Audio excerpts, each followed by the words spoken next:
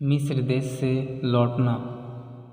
हेरोदेस के मरने के बाद प्रभु के दूत ने मिस्र में यूसुफ को स्वप्न में दिखाई देकर कहा, 20 पद में, उठ, बालक और उसकी माता को लेकर इज़राइल के देश में चला जा, क्योंकि जो बालक के प्राण लेना चाहते थे वे मर गए हैं।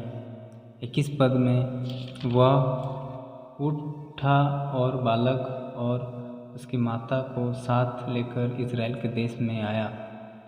22 पद में, परंतु यह सुनकर कि अरखिलाउस अपने पिता हेरोदेस की जगह यहूदिया पर राज्य कर रहा है, वहाँ जाने से डरा।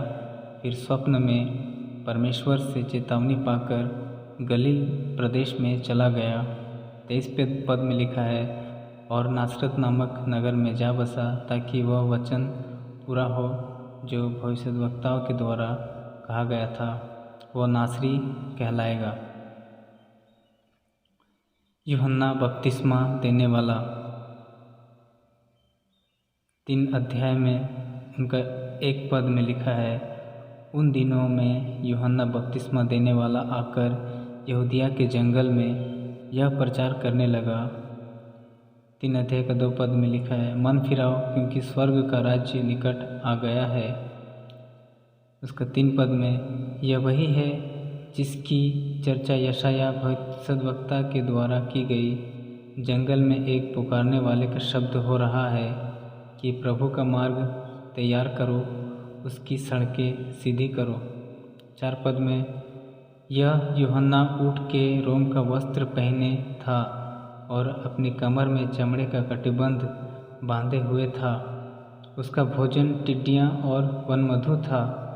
5 पद में, तब यरूशलेम और सारे यहूदिया और यरदन के आसपास के सब स्थानों के लोग उसके पास निकल आए। 6 पद में, उन्होंने अपने अपने पापों को मानकर यरदन नदी में उससे बपतिस्मा लिया। 7 पद में, जब उसने बहुत से फरीसियों और सदूकियों को बपतिस्मा के लिए अपने पास आते देखा तो उनसे कहा, हे सांप के बच्चों, तुम्हें किसने जता दिया कि आने वाले क्रोध से भागो। 8 पद में, इसलिए मन फिराओ के योग्य फल लाओ।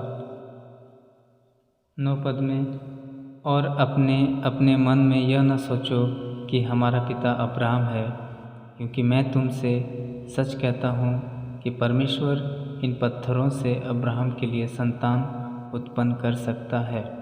10 पद में, अब कुल्हाड़ा पेड़ों की जड़ पर रखा हुआ है, इसलिए जो जो पेड़ अच्छा फल नहीं लाता वह काटा और आग में झोंका जाता है।